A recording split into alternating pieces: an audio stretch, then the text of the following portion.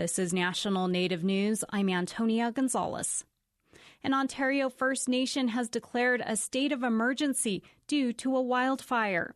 As Dan Karpinchuk reports, officials are working to evacuate hundreds of people. Seniors and those in wheelchairs will be the first to board a C-130 Hercules transport plane. There are about 2,300 people living in Pikangikum, a remote reserve hundreds of miles northwest of Thunder Bay in northern Ontario. More than half of them have been identified as vulnerable. Indigenous leaders declared the state of emergency because of a nearby fire and the smoke. The city of Thunder Bay is preparing to receive about 300 of the evacuees over the next 2 days. It will also act as a transportation hub to help move many who have fled to other host communities.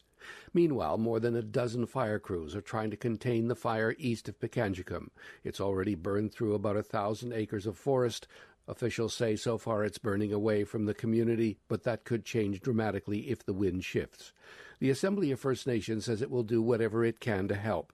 And in Ottawa, Public Safety Minister Ralph Goodale says the government has staff working to coordinate the federal response. But some Native leaders say they're frustrated with the government's response so far. Grand Chief Alvin Fiddler of the Anishinaabe Nation says it's been too slow.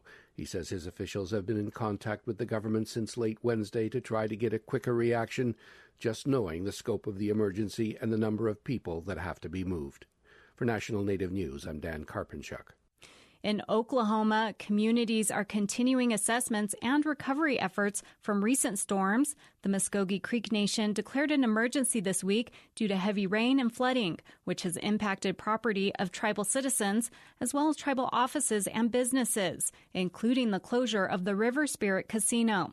Officials estimate the casino resort will remain closed in June due to concerns of water levels on the Arkansas River. The Cherokee Nation's emergency management team has been working to help tribal citizens and their neighbors. The tribes are working with local, state, and other agencies on recovery efforts. Longtime New Mexico State Senator John Pinto was laid to rest Thursday. Family, friends, tribal leaders, and the public attended services for Pinto in the city of Gallup. His granddaughter, Kelly Arvizo, delivered the eulogy, saying Pinto never gave up and was a hard worker. He would work late nights and early mornings, getting up as early as 3 a.m. during session. He'd push for those 4 a.m. calls, and then he'd pause to even call you at 6 or 7 a.m. just to say hi. You would hear him in his sleep talking about this bill or that bill, or occasionally singing a song or two. As he got older, his commitment did not waver. Rather, the room lights got brighter and the words on the paper got bigger, but the stack of paper never got smaller. Pinto served in the Senate for more than 40 years, was a Navajo code talker, and a lifelong advocate for Native American issues. He passed away last week at age 94. Alaska is celebrating Katie John Day. Legislation to establish the holiday on May 31st states it's a day to honor Ahtna Athabascan elder Katie John. John, who passed away in 2013 at age 97, was a lifelong advocate for Native rights. She's well known for fighting for Alaska Native hunting and fishing rights. Members of her family were present for the bill signing ceremony with the state on Thursday. I'm Antonia Gonzalez.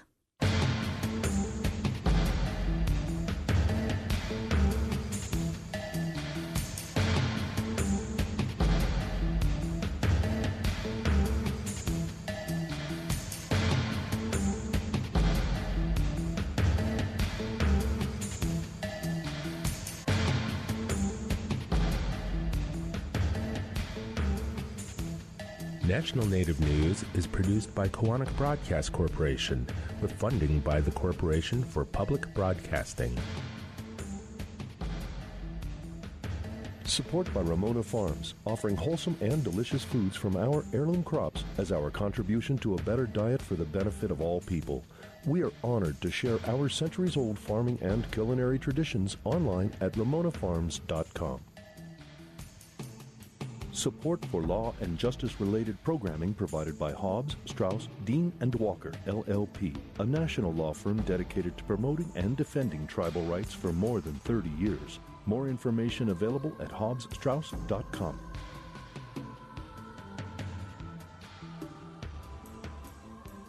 Native Voice One, the Native American Radio Network.